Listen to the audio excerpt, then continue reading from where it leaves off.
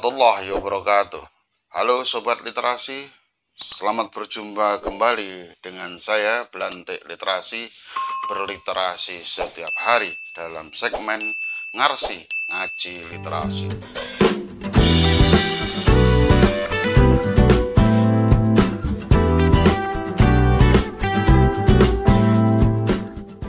Oke, bismillahirrahmanirrahim. Assalamualaikum warahmatullahi wabarakatuh. Sahabat Manjada Wajada, ketemu lagi di channel YouTube Akbar Zainuddin, inspirasi, motivasi, dan pengembangan diri. Kali ini kita akan ngobrol dengan orang yang sangat istimewa. Ini guru saya, mentor saya, senior saya dalam bidang penulisan, Bapak Muhammad Khoeri. Dosen di UNESA, Universitas Negeri Surabaya. Ini hebat sekali. Di tengah-tengah kesibukan beliau ngajar yang luar biasa, ini sudah menghasilkan 66 buku. Wow, keren ya. Kita akan ngobrol bagaimana ini beliau di tengah kesibukan ini membagi waktu. Yang paling penting nih, karena sering sekali kan alasannya adalah nggak ada waktu, Pak Akbar. Nggak ada waktu, Akbar. Video ini juga bisa dilihat, ditonton di Blantik Literasi di YouTube-nya Pak Muhammad Khoeri, ya. Jangan lupa berkunjung juga ke sana. Jangan lupa bantu untuk like, share, dan subscribe. Oke. Assalamualaikum Pak Muhammad Khoeri. Apa kabar? Waalaikumsalam warahmatullahi wabarakatuh. Sehat, Pak? Sehat, alhamdulillah. Alhamdulillah. Terakhir lagi nulis buku apa ini sekarang, Bapak? Terakhir, kalau bukan yang menulis, kalau yang draftnya apa yang sudah terbit saja. Terbit yang terakhir buku ini Mei kemarin. Oh, apa itu, Pak? Buku apa itu? Judulnya Kitab Kehidupan, Minum Kopimu, Baca Dirimu, Temukan Fitrahmu, dan Hayati Hidup Baru. Saya ngopi dulu kalau gitu, Pak. Minum kopi. Ini boleh dibilang motivasi Islam. Motivasi Islam ya, Pak ya? Ya, basisnya Quran hadis ada gitu. Dalil-dalil. Ya, tapi kayak saya samarkan. Oke. Ada gaya Blantik lah. Blantik itu apa sih, Pak? Kok milih channel YouTube-nya Blantik menulis itu? Blantik itu kan sebenarnya kan itu semacam broker untuk sapi atau kambing itu. Broker, okay. Broker itulah yang di pasar-pasar, pasar hewan aslinya itu, yang sebenarnya pekerjaannya itu mereka mengambil hewan dari orang tertentu, termasuk ikut menyarankan pemeliharaan dan seterusnya, sampai akhirnya membeli dan menjualkan ulang. Oh, oke. Itu artinya kan seperti broker kan itu ya. Nah itu kan Blantik sapi itu. Nah, saya integrated gitu ya. Betul. Jadi tahu betul apa yang dikerjakan itulah. Itu juga pasti dengan kelas bawah atau masyarakat biasa. Bukan pejabat, bukan macam-macam. Nggak ada pejabat keluyuran ke ke pasar hewan itu ya. Sehingga saya pilih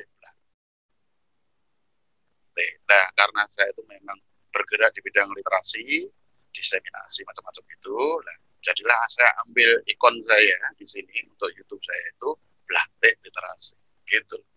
Oh. Sejak kapan Bapak menulis itu, Pak?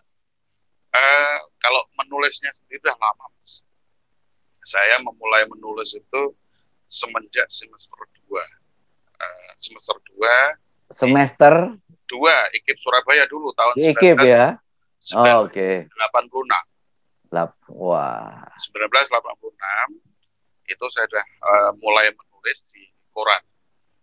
Di koran. Nah, tiap bulan saya menulis sekitar 20 artikel. 20? Iya.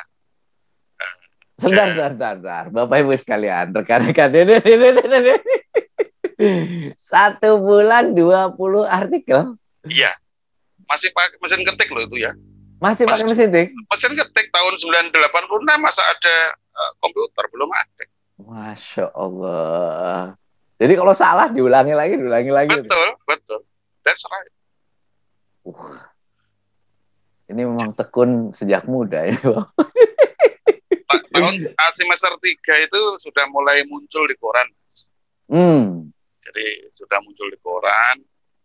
Dari 20 itu kadang-kadang ya 2, kadang ya 5 yang terbit itu. Oh. Ya gitu, karena memang koran lokal sampai ke nasional, jadi ya begitulah. Terbit 2 sampai 5, lumayan dong ya buat ya. Nraktir teman-teman ya. Ya, untuk hidup juga. Oh, gitu. Nah itu nanti yang saya sampaikan. Niatnya apa? Dulu saya niatnya memang sambil cari penghidupan. Nulis itu memang untuk cari penghidupan. Betul. Nah, saya ingin mandiri, dan karena itu selain ngeles itu, saya juga harus menulis dan harus dimuat begitu. Sehingga harus banyak. Oh. Mikirnya sederhana saja saat itu. Iya. Nah, gitu. Oke, sejak semester 2 berarti sampai sekarang masih tetap itu Pak, nulis 20 artikel tiap bulan itu. Malah sekarang ya tiap hari. Tiap hari menulis? Iya. Tapi saya menulis buku baru 2011. Nulis buku baru 2011 ya. 2011 itu baru 10 tahun. Baru 10 tahun. Kok terbersit jadi nulis buku, gimana ceritanya Pak?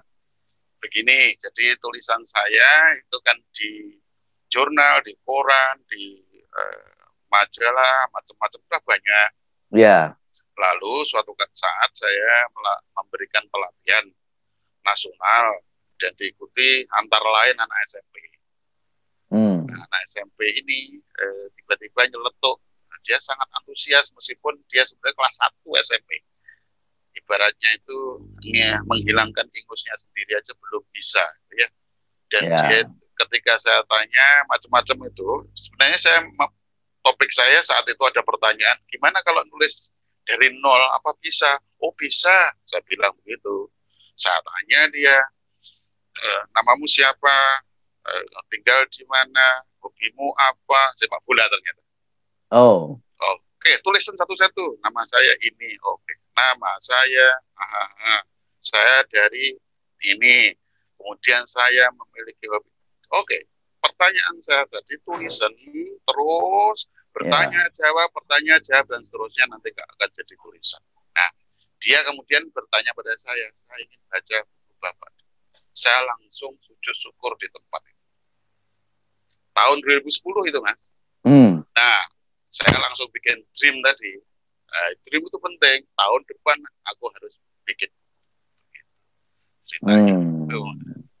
Mulai bikin buku. Oh, lah setelah itu baru ada. Kemudian tahun berikutnya 2, berikutnya 3, berikutnya lagi itu ada 5 dan seterusnya. Aku ajak 4, rata-rata 1 tahun 4, 5. 1 tahun 4-5 buku. Lah itu nulisnya bagaimana Bapak itu? Kok bisa 1 tahun itu 4-5 buku itu? Insya Allah saya nulis setiap pukul pagi. Jam berapa Pak? 3. Jam 3? Ya. Berapa lama nulisnya? Sampai subuh. Saya semenjak 2012 saya mendidik diri untuk menulis artikel sekitar 800 kata itu dalam 1 jam. 800 kata ya Pak ya? Dalam 1 jam. Itu dalam 1 jam. Nah, itu cukup untuk artikel di koran itu. Itu kan sekitar 800 kata itu. Ya. Dan saya didik keras itu supaya waktunya efisien. Saya harus menulis cepat ya dalam waktu yang singkat. 1 jam 1 artikel. Ya, itulah. Itu kan ribuan artikel Pak. Temanya apa Pak? Kalau tema itu macam-macam. Pertama tentu tentang menulis. Oh, tentang menulis ya? Ya, saya mengajar itu pertama ngajar sastra, Mas. Ya. Oh, sekarang ngajarnya sastra, Pak? Benar. Saya ngajar sastra, kajian budaya, ya, dan creative writing. Jadi basis saya adalah ilmu dasar saya adalah di sastra, kajian budaya dan creative writing. Jadi berkembang di seputar itu. Ya tentang menulis. Jadi sampai saya buat buku saya yang tentang menulis itu ada 5. Jadi, 5 buku khusus tentang menulis. Ya, tentang menulis itu ada 5. Jadi dulu yang pertama terbit di Alex Media Gramita. Alex Media ya. Ya. Kemudian ada di penerbit lain. Itu ada 5 khusus itu saja. Kemudian ada juga buku tentang sastra. Juga ada buku tentang budaya. Buku juga tentang literasi. Jadi 4 area yang memang karena ya megol-megol dari bidang mengajar saya tadi sehingga Pak, ini Pak Heri ya. Jadi banyak kawan-kawan nanya nih, Pak Akbar ini saya sibuk ini. Itu gimana caranya itu saya bisa nulis? Dan padahal kesibukannya banyak banget. Itu kalau ditanyakan ke Pak Heri gimana jawabnya itu? Harus baca buku ini. Apa itu Pak? SOS, Sopo Ora Sibuk. Oh, Sopo Ora Sibuk. Menulis dalam kesibukan. Oh. Ini menulis dalam kesibukan nih buku saya. Iya. Jadi itu wajib. Wajib membaca kayaknya ini ya. Itu jadi, harus tuh. Belinya di mana itu Pak? Ini kebetulan Indie Publishing. Jadi memang nanti perlu menghubungi saya.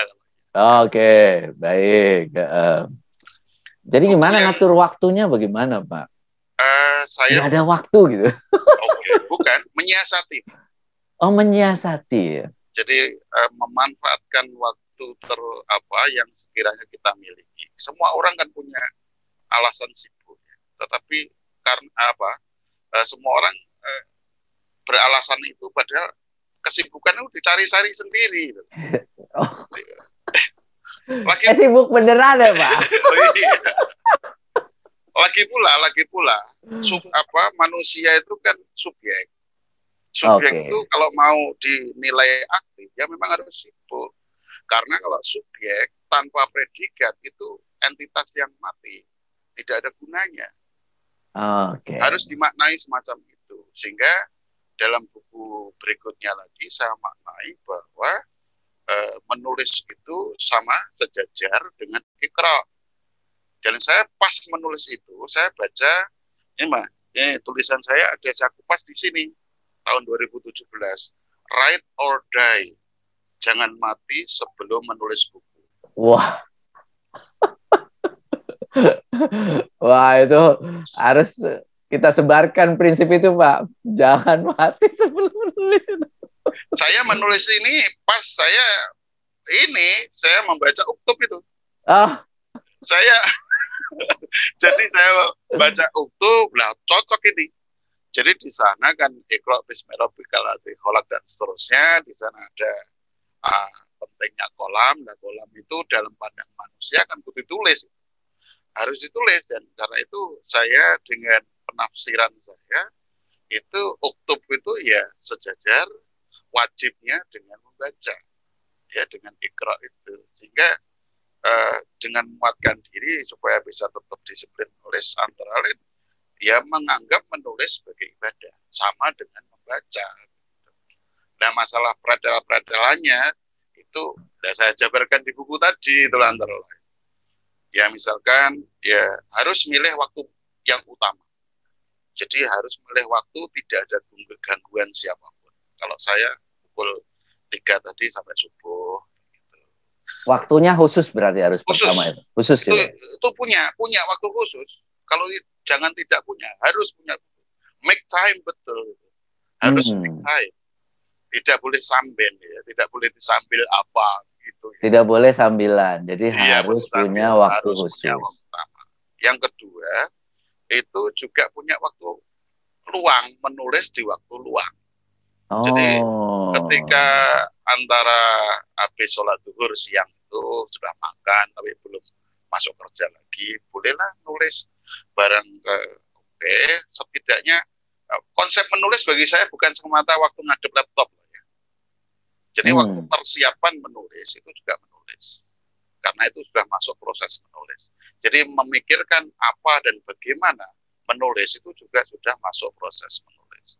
Sehingga ketika sebenarnya pukul 3 pagi nulis itu everything itu is in the head gitu loh. Sudah masuk dalam rancangan gitu. Sehingga, jadi sebelumnya dipersiapkan dulu ya? Ya insya Allah sudah oke, nanti insya Allah bangun habis sholat malam itu tinggal nancap. Gitu. Jika belum ya akhirnya jadi tidak lancar. Kalau sudah dalam pikiran, dalam hati kan enak gitu ya, tinggal Bismillahirrahmanirrahim, Fatihah kalau perlu ya. Ya biasanya gitu, dan sholawatan. Kalau biasanya saya lancar itu ketika sambil setelah Fatihah dan seterusnya itu saya tambahi dengan sholawat. Saya nulis biasanya lancar sekali. Jadi ada waktu khusus, ya, ada juga pas menulis di waktu luang. Dan berikutnya saya punya gaya penulisan itu sering dengan gaya berangkat dari apa yang saya alami. Itu mudah ya, jadi memantiknya dari sana. Kemudian diberi makna di sana, dikaitkan dengan, dikasih link atau kaitkan dengan kerangka teoretik tertentu. Saya menulis budaya pasti ada kerangka teoretik budaya. Sastra juga demikian, tapi berangkatnya bisa saja saat habis mengajar. Mungkin karena pertanyaan mahasiswa, itu saya angkat dari sana. Sering begitu, sehingga memang itu masih mudah sekali memantik. Saya punya rumus inspirasi, Mas. Oh gitu, apa itu Pak? Jadi rumus inspirasi bagi saya itu prior knowledge plus a trigger is inspiration. Jadi pengetahuan, bekal pengetahuan awal ditambah pemicu itu jadi inspirasi. Makin banyak knowledge yang dimiliki seseorang, kalau ada trigger atau pemicu jadi inspirasi. Ini itu ada di buku saya yang pertama itu yang di Alex itu rahasia top menulis. Jadi itu sehari-hari, keadaan sehari-hari, apa yang kita amati, apa yang kita lihat, itu menjadi pemicu awal ya Pak ya? Bisa jadi begitu. Kalau saya punya bekal pengetahuan tentang itu jadi. Jadi saya bisa beri makna tertentu di sana, saya teropong dengan kerangka teoretik yang saya miliki. Nah, jadi itu katakanlah dalam pandemi ini menulis tentang hidup sederhana di balik masyarakat komoditas Indonesia, misalkan begitu. Kalau guru Pak, guru baik. Kalau guru apa kira-kira kalau berawal dari keadaan sehari-hari terus jadi tulisan? Ya gampang, ya mereka kan saat ini yang mendidik dan mengajar siswa dari jarak jauh. Itu kan bagaimana ada kendala, ada kendalanya, ya dan seterusnya itu, dan itu sudah menghasilkan banyak buku, mengadakan pelatihan di banyak tempat itu di Surabaya. Justru saya beritahu pada Bapak Ibu guru bahwa itu Bapak Ibu guru itu kan tahu banget tentang pendidikan, tentang siswa pendidikan semua, cara mendidik dan mengajar. Jadi silakan menulis tentang pengalaman terbaik selama pandemi dalam mengajar. Nah, mengajar itu ada menyiapkan materi, ada metode, menyiapkan tentang prosedur mengajar, bisa media, bisa evaluasi. Silakan Bapak Ibu menulis. Kalau Bapak Ibu pasti tahu semua. Nah, kalau menulis tentang mendidik ya, silakan Bapak Ibu menulis pengalaman dengan anak-anak yang dulu bandel terus telatan dan macam-macam, dan sekarang jadi anak yang baik. Bagaimana dulu mendidiknya, itu kan sangat bagus. Kayak begitu. Kalau kurang bagus nanti carikan kutipan, itu artinya mendukung, cari penjelasan, cari hadis, cari ayat dari Al-Quran dan seterusnya untuk menambahkan ya. Jadi mulai dari peristiwa misalnya ya, terus pemikiran kita dulu ya Pak ya. Kan kadang-kadang orang gini, Pak, ini saya belum baca nih. Saya belum ada teorinya nih. Nah, itu gimana itu, Pak? Jangan. Gini, jadi kalau saya memberikan tips pada Bapak Ibu, selalu berangkat dari ide orisinil. Jadi Tuhan itu memberikan kekayaan yang luar biasa dari kita itu adalah akal. Oke.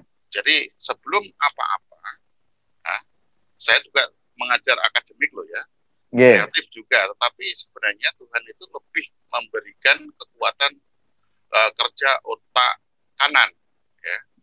Kan bukan hanya otak kiri.